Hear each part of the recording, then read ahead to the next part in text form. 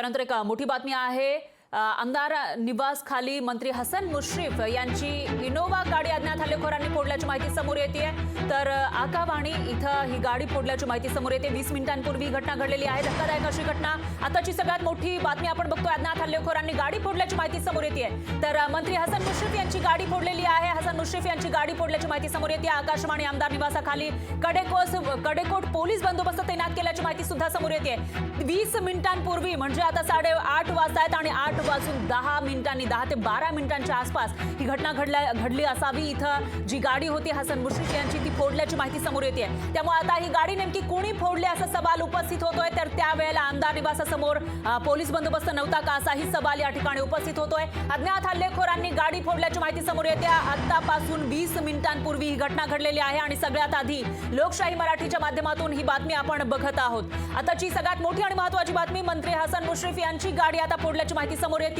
याआधी काही ठिकाणी अशा पद्धतीच्या घटना घडलेल्या होत्या, गाड्या फोडण्यात आलेल्या होत्या, त्याचबरोबर जाळपोळ झाल्याचं पाहायला मिळालं होतं। पण आता आमदार निवास आकाशवाणी या ठिकाणी सुद्धा ती जी तोडफोड आहे ती झाल्याची माहिती समोर येते। मुंबईमध्ये आमदार निवासासमोर ही गाडी उभी होती, ती फोडल्याची माहिती समोर येते। आणि याविषयी अधिक माहितीसाठी आपल्या प्रतिनिधी मीनाक्षी म्हात्रे आपल्यासोबत जोडल्या गेल्या आहेत फोन लाईनवरून। मीनाक्षी, काय सांगाल, मुंबईमध्ये सुद्धा आता तोडफोड झालेली आहे, हसन मुश्रीफ यांची गाडी फोडल्याचं कळतंय, नेमकं काय घडलं होतं 20 मिनिटांपूर्वी?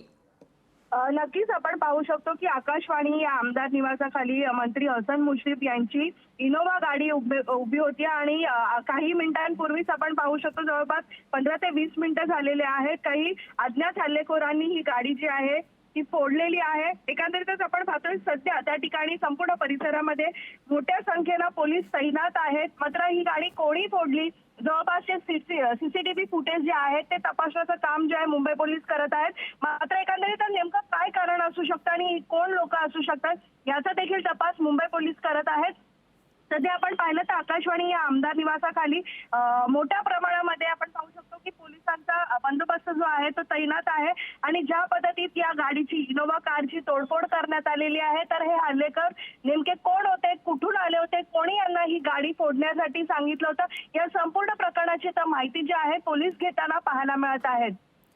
निश्चितच मीनाक्षी, मात्र मुंबई सारख्या ठिकाणी अशा पद्धतीची घटना घडलेली आहे, त्यामुळे त्या ठिकाणी पोलीस नव्हते का, सीसीटीव्ही कॅमेरे नाहीयेत का, असा सवाल सुद्धा उपस्थित होतोय।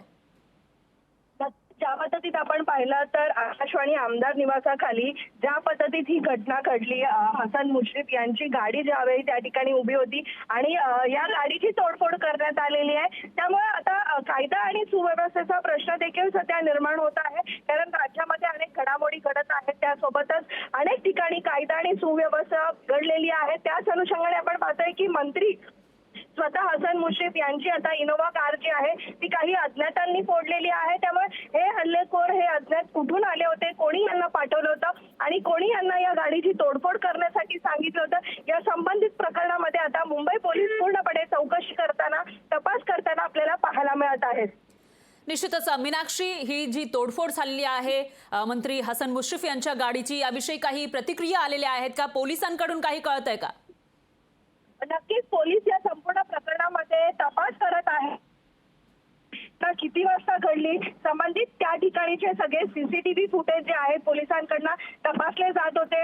मात्र किती लोक आले होते, मात्र कशामुळे ही तोडफोड करण्यात आलेली आहे, असे अनेक प्रश्न सध्या उपस्थित होत आहेत आणि त्याच अनुषंगाने पोलीस आपण पाहू शकतो की या संपूर्ण प्रकरणामध्ये त्यांचा तपास जो आहे तो सुरू झालेला आहे। त्यामुळे हे अज्ञात कोण होते, कुठून आले होते याचा देखील शोध लवकरच पोलीस लावणार असल्याची माहिती मिळत आहे।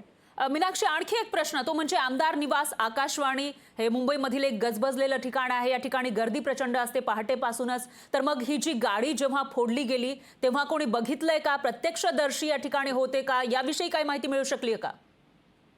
नक्कीच ज्या पद्धतीत आपण पाहिलं तर ही घटना जी आहे 8 नंतर म्हणजे आज सकाळी 8 नंतर झालेली आहे आणि नक्कीच त्या संपूर्ण परिसरामध्ये आपण पाहिलं तर अतिशय गजबजलेला परिसर आहे आणि स्वतः मंत्री आपण जर पाहिलं तर आकाशवाणी आमदार निवासाखाली ही घटना घडलेली आहे। त्यामुळे सिक्युरिटी तर नेहमीच असते त्या परिसरामध्ये, मात्र ही ज्यावेळी घटना घडली त्यावेळी सिक्युरिटी नेमकं कुठे होते, पोलीस कुठे होते, जे तैनात असलेले पोलीस आहेत ते कुठे होते, हा देखील त्या ठिकाणी प्रश्न उपस्थित होतोय। पण सध्या ही घटना ज्यावेळी घडली त्यावेळी नेमकं सीसीटीव्ही फुटेजमध्ये काय दिसून येते हे देखील पाहावं लागेल आणि त्याच अनुषंगाने पोलीस प्रशासन जे आहे आपल्या बाजूने तपास करताना पाहायला मिळत आहेत. निश्चितच मीनाक्षी, धन्यवाद तुम्ही दिलेल्या या सविस्तर माहितीसाठी. तुमच्याकडून याविषयीची अपडेट आपण घेत राहूयात.